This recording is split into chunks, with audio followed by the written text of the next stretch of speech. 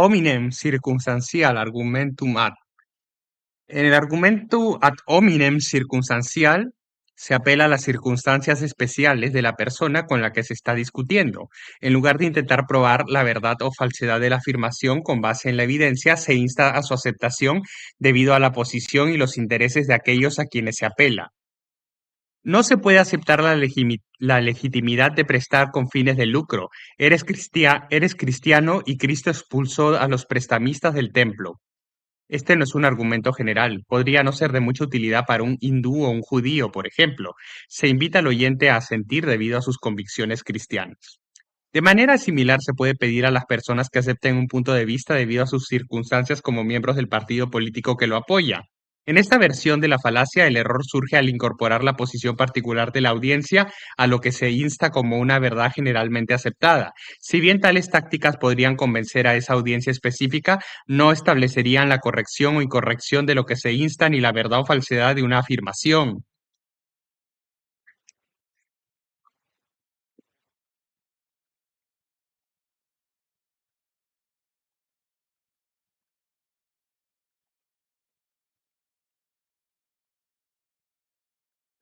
Nadie en esta audiencia universitaria puede oponerse a repartir dinero estatal para subvencionar servicios. De lo contrario, no estaría aquí ocupando un lugar subvencionado. En realidad son otras ayudas estatales a las que los estudiantes se oponen. Una variante de la falacia descarta las opiniones de una persona como si representaran únicamente sus circunstancias especiales. Supone que un ejecutivo de una compañía petrolera solo puede reflejar los intereses de su corporación cuando expresa una opinión sobre el futuro del suministro de energía. En primer lugar, el ejecutivo bien puede tener opiniones independientes que difieren de las empresas. En segundo lugar, no hay nada que diga que la opinión de la corporación no sea la correcta, por muy interesada que sea. La falacia surge en esta versión por el rechazo deliberado de material posiblemente relevante, así como por la introducción de asuntos irrelevantes como las circunstancias de la audiencia. Incluso si se puede demostrar por qué un oponente piensa como lo hace, sigue sin demostrar que esté equivocado. Como amante de la ópera, seré el primero en estar de acuerdo en que necesitamos más subsidios para las artes. La apelación a circunstancias especiales ocurre en argumentos dirigidos a audiencias especializadas. La expresión estadounidense construir un electorado se refiere con bastante frecuencia al proceso de sumar suficientes grupos de interés, todos los cuales brindan apoyo debido a sus circunstancias especiales. Un político hábil, aunque inescrupuloso, podría construir una base de poder dirigiendo el argumento no al bien general de la sociedad, sino a las circunstancias especiales de los empleados del sector público, los sindicatos, los beneficiarios de la asistencia social, las minorías étnicas y los grupos involucrados en la política sexual. La corrección y corrección del programa no tiene por qué ser un factor si se puede apelar a suficientes circunstancias especiales.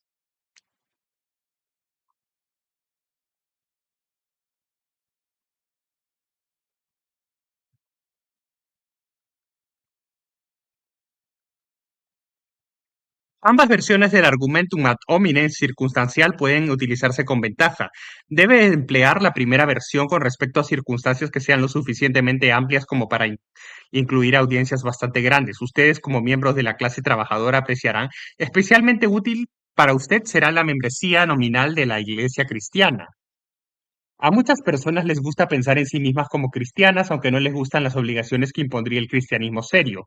Por lo tanto, cuando les apela a que como cristianos difícilmente pueden oponerse a sus puntos de vista, se verán obligados a una aquiescencia reticente y resentida que de otra manera nunca podría haber obtenido. La segunda versión es espectacular en el rechazo de la evidencia pericial en tu contra. Un experto es alguien en el campo y como tal sus puntos de vista representan solo sus circunstancias como alguien que esté involucrado. Así, cuando el urbanista refuta tus afirmaciones sobre planificación urbana, cuando el experto de la compañía petrolera muestra las tonterías que has dicho sobre energía y cuando el empresario expone tus opiniones disparatadas sobre los negocios, sonríes dulcemente en cada caso y observas, bueno, él diría eso, ¿no?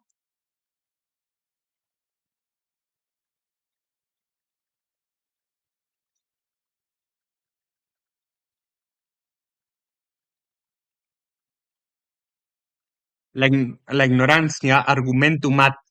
El oráculo consideraba a Sócrates el hombre más sabio porque solo él sabía lo ignorante que era. El conocimiento de la ignorancia podría haber sido bueno para mantener a Sócrates modesto, pero constituye una base pobre para la deducción. El argumentum ad ignorantiam se comete cuando usamos nuestra falta de conocimiento sobre algo para inferir que su opuesto es el caso. Los fantasmas existen, sin duda. Los equipos de investigación han gastado muchos años y millones de libras intentando demostrar que no existen y nunca lo han logrado. Probablemente podría decirse lo mismo de la lámpara de Aladino y y las perspectivas de paz mundial. La versión positiva de Ad ignorantiam afirma que lo que no se ha refutado debe suceder. Existe además una forma negativa que afirma que que lo que no se ha probado no puede ocurrir. Hablar de formas de vida extraterrestres es una tontería. Sabemos que no hay ninguna porque todos los intentos de establecer su existencia han fracasado estrepitosamente. También es cierto en el caso del Yeti, Pie Grande, el monstruo del lago Ness y la integridad editorial.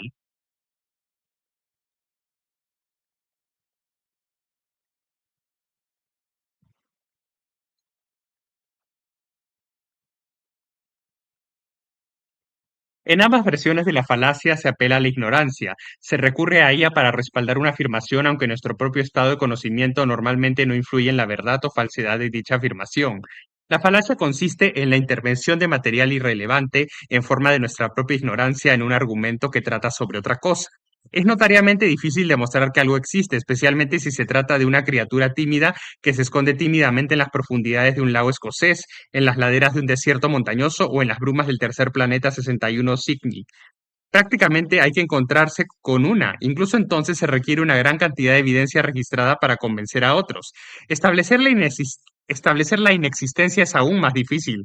Hay que observar todo el universo simultáneamente de lo, para asegurarse de que la presa no esté acechando en ninguna parte de él.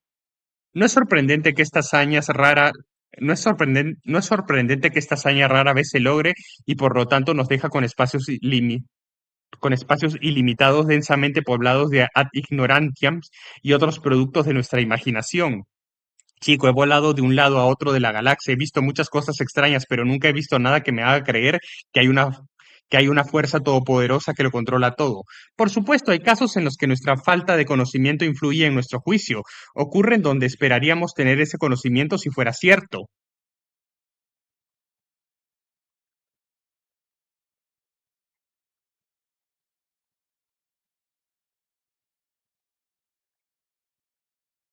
Uno rechazaría con razón un informe de que el ayuntamiento de Camden Town había sido tragado entero por un monstruo de baba si no hubiera informes al respecto en los periódicos, ni relatos de testigos presenciales en la televisión, ni celebraciones callejeras, ni ninguna de las pruebas que esperaríamos que acompañaran a tal evento. El ad ignorantiam forma la apariencia de una capa para cubrir las creencias, por lo demás desnudas, de aquellos que están predispuestos a dar crédito a cosas extraordinarias. Bajo su reconforte calidez se alberga una creencia popular generalizada en la telepatía, los poltergeist, la posesión demoníaca, las pirámides mágicas, los triángulos de las Bermudas y la inocencia del tabaco. La violencia televisiva no hace daño, ninguna de las encuestas ha logrado demostrar que lo haga. El argumento ad ignoratiam es útil si tus propios puntos de vista no siguen la opinión recibida. Puedes persuadir a otros para que compartan estas nociones extrañas apelando a la falta de evidencia de lo contrario. Solo una pequeña dificultad se ocasiona por la abundancia de evidencia, en muchos casos para demostrar que estás equivocado. Rechazas la evidencia, desplegando más ad ignorantiam para demostrar que nadie ha demostrado nunca que la evidencia sea fiable. De esta manera podrás mantener una visión preconcebida de las cosas a pesar de todo sentido y experiencia. Cuando seas experto en ello, puedes añadir las letras ad ig después de las que indican tu título en sociología. Después de todo, nadie puede demostrar que no deberías.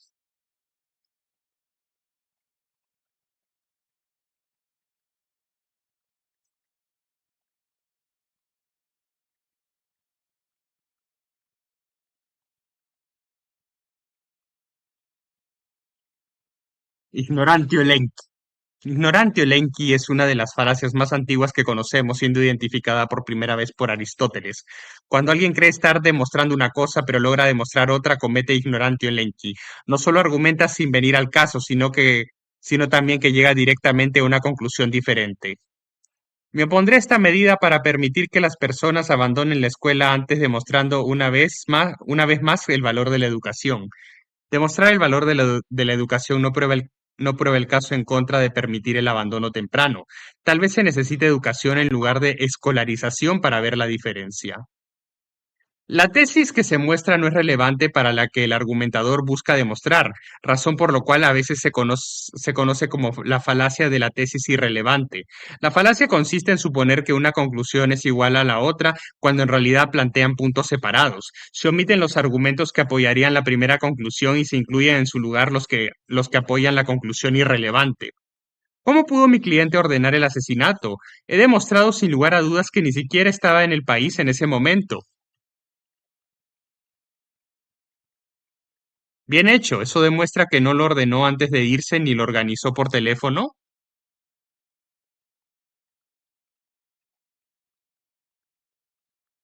La ignorancia electi tiene un atractivo sutil. Su fuerza reside en el hecho de que una conclusión se prueba válidamente, aunque sea errónea. Cualquiera que se concentre en el argumento puede descubrir que su solidez desvía su atención de la conclusión irrelevante.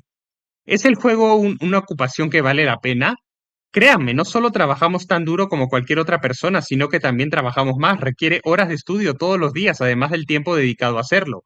Vale, es un trabajo duro. Ahora bien, ¿vale la pena? El ignorantio elenchi hace su breve pero generalmente exitosa aparición donde quiera que alguien sea acusado de hacer algo que él no que él no hizo, está bastante dispuesto a negar algo más. Es una característica central de todos los puntos en los que se tocan los círculos periodísticos y políticos. El uso de la falacia tiene una cualidad casi ritual, ya sea bajo el haz constante de las luces del estudio o bajo la iluminación entrecortada de los flashes de las cámaras en las calles, el pequeño cuadro se representa. Los ansiosos periodistas acusan solemnemente al gran hombre de una cosa y él, con igual solemnidad, demuestra que no ha hecho otra.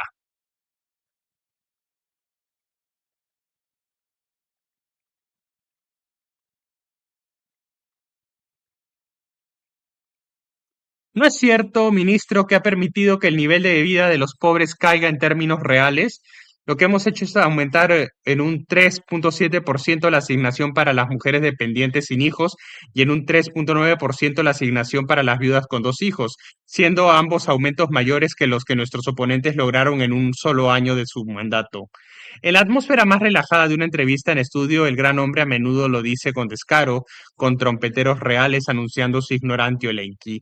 Bueno, John, eso no es realmente el punto, ¿verdad? Lo que hemos hecho es, y puedes apostar a que ciertamente no es el punto. Obviamente puedes usar la falacia para el trabajo defensivo a corta distancia. Tu audiencia quedará tan impresionada por todas las cosas que puedes demostrar que no has hecho, que su atención podría desviarse de las que sí has hecho. Cuanto más laboriosas y detalladas sean tus pruebas, menos posibilidades habrá de que alguien recuerde de qué se te acusó realmente. También puedes usarla en un rol de ataque, probando todo tipo de cosas excepto las que importan.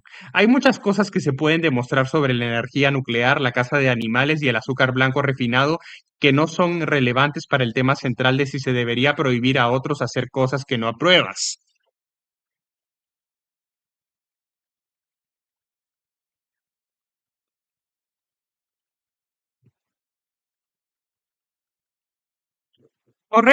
Trotar en público debería estar prohibido. Hay estudios que demuestran que puede aumentar los riesgos para la salud, luego en lugar de disminuirlos. Incluso si fuera cierto, sería un argumento para prohibir trotar en público. Parece que el principal efecto adverso no es sobre la salud del corredor, sino sobre la conciencia del hablante.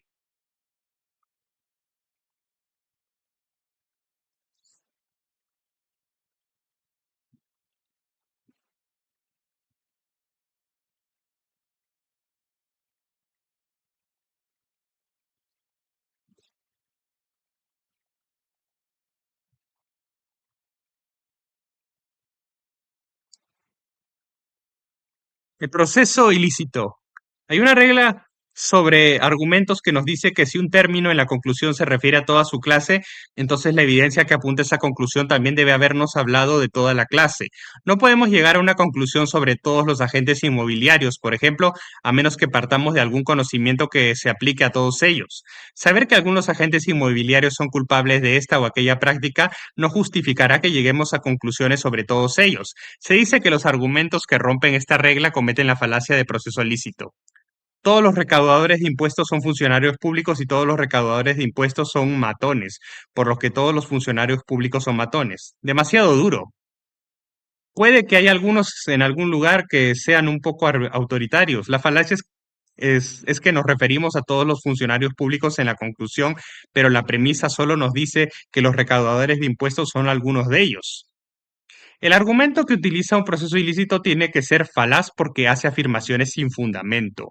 Aunque las premisas solo hablan de algunos de una clase, la conclusión introduce por primera vez al resto de esa clase. En otras palabras, intentamos llegar a conclusiones sobre cosas de las que no tenemos evidencia y cometemos una falacia al hacerlo. Hay otra versión de proceso lícito que es más difícil de detectar.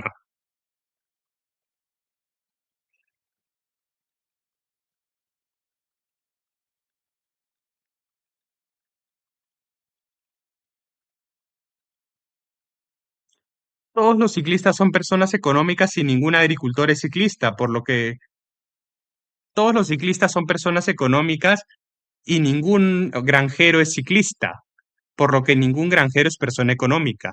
Esto parece ajustarse a los hechos observados, pero hay una falacia. Podríamos haber dicho con la misma facilidad, todos los ciclistas son mortales. Esto daría la clara impresión de que los grandes y gordos granjeros conducirían sus grandes y gordos coches para siempre. La fuente de la falacia en este ejemplo es que la premisa nos dice que los ciclistas pertenecen a la clase de personas económicas. La conclusión, por otro lado, nos dice que en toda la clase no hay ni un solo granjero. De nuevo, la falacia es un proceso lícito. Estos términos que cubren la totalidad de su clase se llaman términos distribuidos y existe una regla para encontrarlos. Los universales que hablan de todo o ninguno tienen sujetos distribuidos. Los negativos que nos dicen que en lo que no es el caso tienen predicados distribuidos. En el ejemplo anterior, el término gente económica está distribuido en la conclusión, ya que es el predicado de un enunciado negativo. En la premisa, sin embargo, no está distribuido ya que no es ni el sujeto de un universal no es el sujeto de un universal ni el predicado de un negativo. Suena complicado, pero la regla lo simplifica. Pronto verás qué conclusiones intentan abarcar toda una clase sin ninguna información que lo justifique. Para deslumbrar totalmente a tus amigos, deberías llamar a la falacia lícita menor cuando deberías llamar a la falacia ilícita menor cuando el sujeto de la conclusión está distribuido injustificadamente e ilícita mayor cuando el predicado de la conclusión se trata de esa manera.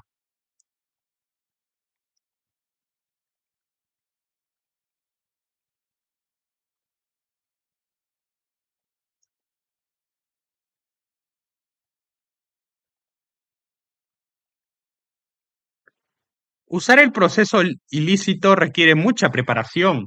Debes implementarlo para apoyar conclusiones que parezcan plausibles, pero que tengan el pequeño inconveniente técnico de que no puedes probarlas. Tu experiencia en el proceso ilícito te permitirá construir argumentos basados en lo que hacen algunos de la clase y llegar sin problemas a conclusiones sobre todos ellos. Algunos australianos son personas agradables y algunos estafadores no lo son, por lo que algunos australianos no son estafadores. Quién sabe, puede que incluso sea cierto, pero se necesita mucho más que esto para demostrarlo.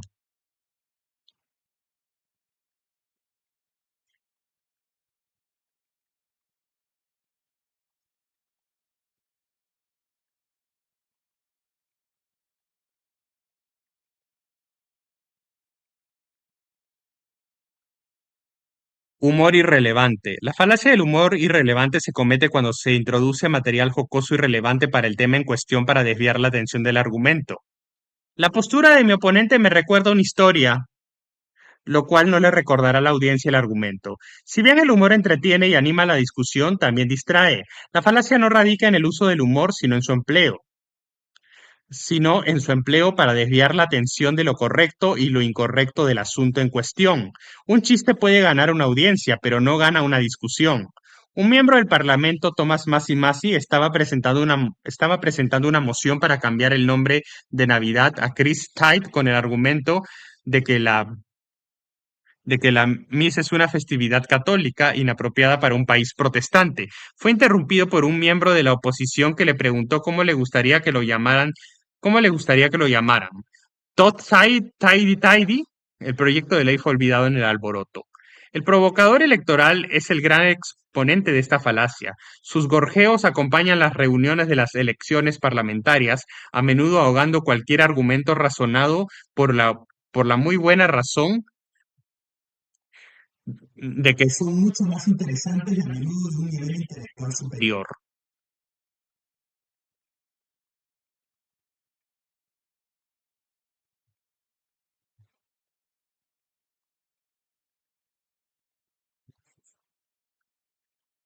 Algunos de ellos alcanzan la inmortalidad del libro de citas como interrogadores anónimos, especialmente si su interjección ha provocado una respuesta aún mejor del candidato.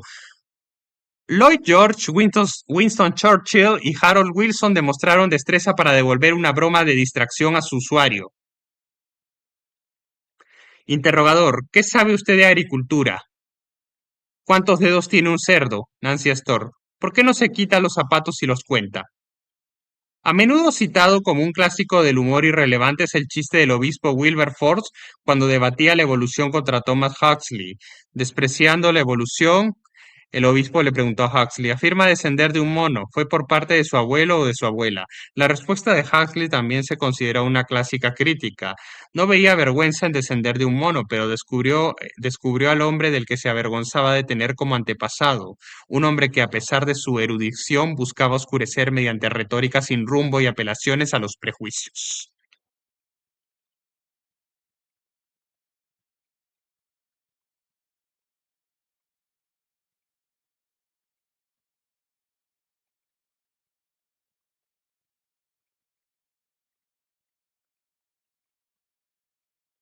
El problema para quien usa un argumento racional es que una carcajada es tan difícil de refutar como una mueca de desprecio.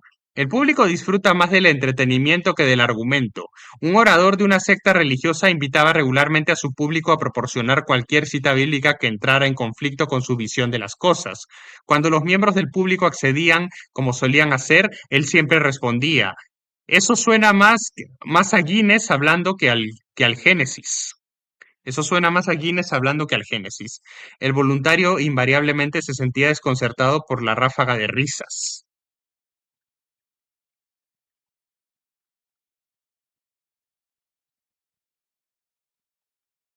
Aquellos que se embarcan en el camino del debate público deberían llevar una mochila llena de chistes hechos a medida, listos para lanzar ante el público en momentos de necesidad.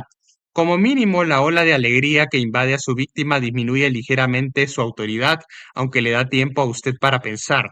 La capacidad de producir humor irrelevante en el momento es producto del ingenio y la experiencia. Muchos años pasados en la cámara de debates de una universidad agudizarán tu capacidad de pensar con rapidez. El chiste ni siquiera necesita ser ingenioso si se cuenta con estilo. Una vez vi a un orador planteando un argumento perfectamente válido sobre la venta a estados autoritarios de aviones que podrían transportar armas nucleares.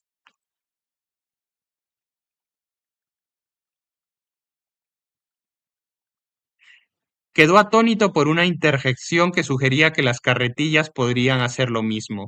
Un estudiante universitario en proceso de censura por delitos graves y faltas le quitó toda la fuerza al ataque al enfrentarse a su público con solemnidad y decir: deseo aceptar la censura y asociarle el nombre de mi madre, quien también piensa que he sido un niño muy travieso. Colapso en medio del alboroto del caso de la fiscalía.